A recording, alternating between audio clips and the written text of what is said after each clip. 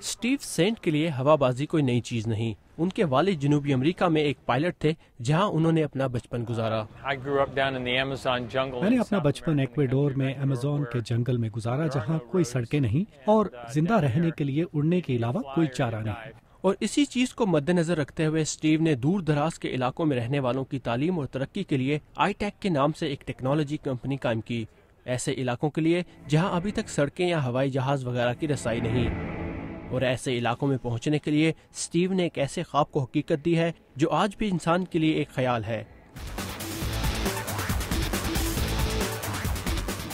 جی ہاں، اڑنے والی گاڑی جسے اسٹیو میوریک کہتے ہیں. یہ ایک گاڑی ہے جو اڑ بھی سکتی ہے اور کچھ ہی گھنٹوں میں آپ اسے اڑانا سیکھ سکتے ہیں. یہ گاڑی سڑک پر 150 کلومیٹر فی گھنٹے کی رفتار سے سفر کر سکتی ہے اور اپنے پروں کے ذریعے جو ایک پیراشوٹ کی طرح نظر آتے ہیں یہ زمین سے 100 میٹر کی بلندی پر 65 کلومیٹر فی گھنٹے کی رفتار سے اڑتی ہے. یہ رفتار اور بلندی اتنی زیادہ تو نہیں، لیکن اسٹیو کہتے ہیں کہ ان کے لیے اس کی ٹیکنالوجی ایک بہت بڑی کامیابی ہے.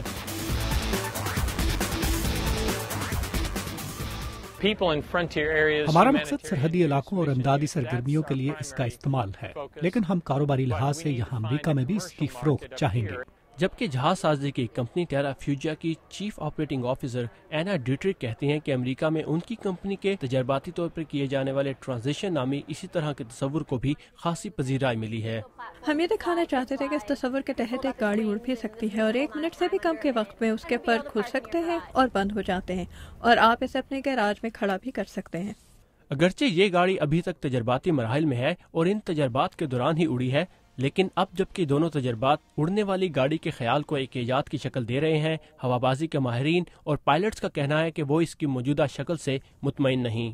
یہ کبھی بھی ایک جہاز کی طرح نہیں بن سکے گی اور نہ ہی دیکھنے میں ویسی. ہم بہت زیادہ کی توقع کر رہے ہیں. جان مونٹ سونکس ایئر کرافٹ کے بانی ہیں جو بجلی سے چلنے والے جہاز بناتی ہے. ان کا کہنا ہے کہ اڑنے والی گاڑی کے تصور میں ٹیکنالوجی اور بناوٹ کے حوالے سے ابھی کئی مشکلات حائل ہیں. یہ ایک افسانوی خیال ہے اور وقت یہ ثابت کرے گا. جہاز اور گاڑی کے بنانے میں بہت فرق ہے اور جب آپ دونوں کو ملا دیں گے تو ایک اوسط درجے کی چیز وجود میں آئے گی.